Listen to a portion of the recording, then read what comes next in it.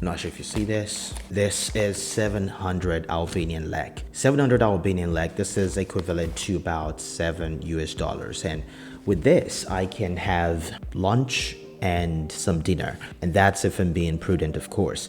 But the purpose of this video is to share with you some of the cost benefits of just living in a country with a lower cost of living. Of course, some of these benefits are very obvious, but to some people, it may still not be obvious. And that is the reason why I make the content of this channel, so I can share my experience, because this is different from someone just talking about the things that they learn online. I am sharing my experience as I am living it on a day-to-day basis. So I'm going to talk about 5 or 6 benefits that you can expect to see if you're living in a country with low cost of living. Of course, the first one I want to talk about is the cost of housing. I've talked about it so many times. In fact, I've made a full apartment tour of this apartment that I'm living in Albania. And this apartment, for example, is a 1-bedroom apartment, and I pay about $650, including everything: utilities, electricity. It comes with furniture and all of that good stuff. You are able to get the best of everything, including accommodation, without paying the same price that you would pay if you were back home. Say you're from Canada, United States, or you're from some of the Western European countries that has a higher cost of living. In Albania, for example, you can still get apartments in the best parts of town for under $1,000. And the same thing applies for most countries in South America. So that is the very first benefit, is that you are getting the very best without paying an arm and a leg. Now let's talk about the cost of healthcare. Now, there's no denying the fact that countries like the United States still has some of the best healthcare in the world. But when we talk about the relative cost of good healthcare in these countries, I think there's a big difference when it comes to the price of great healthcare. In Latin America, for example, you can still get very good healthcare without paying what you would otherwise pay in the United States. Healthcare in the US, for example, is very messed up because everything is covered by insurance. And if you attempt to pay out of pocket, you will almost regret that you do. There's a statistic that an average American needs only one health issue to go bankrupt. And that is a very sad, thing to be going on or to be happening to people. If you go to other countries with lower cost of living, there is still an opportunity to pay out of pocket to get this great health care. Of course, it's going to be a significant amount of money for locals still, but we're talking about the geo-arbitrage and how it plays into the cost of health care.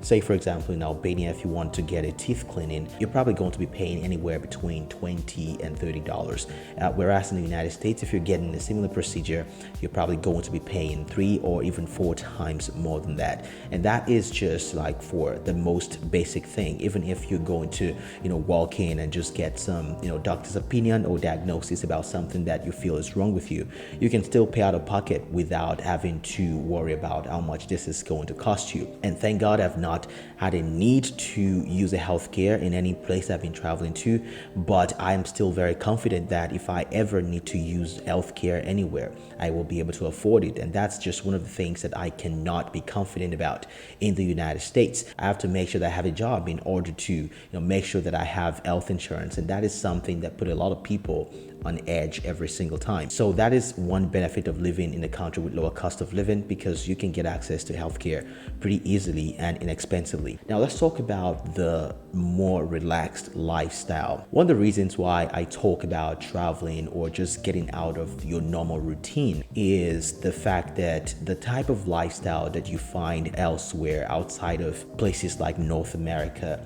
is quite different from what obtains in other parts of the world, but most importantly, South America, and of course more recently as I've spent time in the Balkans. In the United States, for example, people care so much about getting the bag. They want to keep working every time so they can afford to pay bills, and the cycle repeats itself over and over again. Of course, I understand that there's a need to work hard, there's a need to make money, there's a need to be self-sufficient, but the way the system is set up just does not give enough room to really explore other areas or other important aspects of life.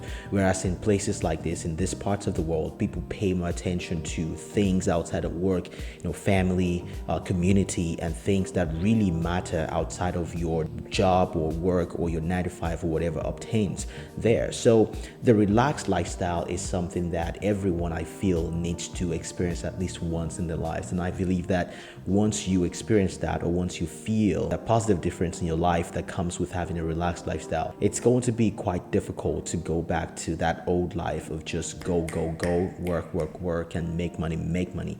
make money. So this is something I always recommend to people, and this is one of the benefits you can enjoy once you live in some of these countries. Now let's talk about weather.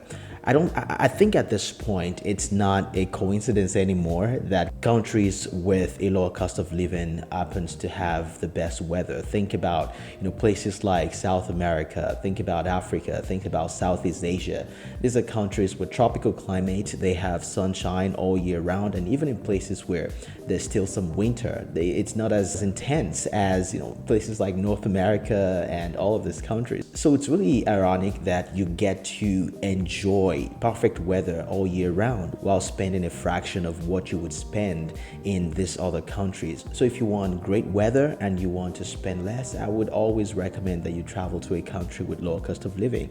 Go to Mexico, go to Colombia, go to the Caribbean. These are places that you can find perfect weather all year round and still expect to spend way less than you would spend in places like United States. Now let's talk about lower taxes. Of course, with the introduction of digital nomad visas all over the place, this is one opportunity, or this is one avenue to get into living abroad long term, if that's something that you are interested in doing. There are several countries out there that offer low taxes, zero taxes, 1% taxes for people who are seeking to live in the country for at least a year. So this is something that I think a lot of people can benefit from, especially if you're coming from a place like the United States, the UK, where tax is like really high for most people. And this is one of the benefits you can enjoy in these countries. Take Georgia, for example. If you make anything less than $180,000, then you can pay 1% tax. The same thing applies to Portugal. If you are a tax resident and you're a digital nomad, you can still expect to pay lower tax rate than you would pay anywhere in the world. So this is one of the benefits as well, and if it's something you're considering, I would say you should start doing it as soon as possible. Now finally, I want to talk about the opportunities for adventure and exploration. This is one of the benefits of living in a country with lower cost of living, because the exploration, the adventure, the sense of adventure that you have is just so different from anything that you would find anywhere else. You're able to extend your dollar amount even further. You're able to participate in a few things. Just a few days ago I started taking salsa classes. Now this is something that I've always wanted to do, but if I was back in the US and I was still in the grind of my daily 9 to 5, this is definitely something that I would never be able to do. So making money while you travel, especially if you're making a stronger currency, just gives you access to the best experiences, and your sense of adventure just grows day by day. I know a lot of digital nomad friends who, after beginning to travel, they started taking martial arts classes, dance classes. As human beings, we have a lot of different interests that we innately want to pursue, but the fact that we don't have a lot of opportunities, especially with time, to pursue them, just means that we have to put them in the back burner for as long as possible. So by going to a country with a lower cost of living, it opens you up to a lot of opportunities,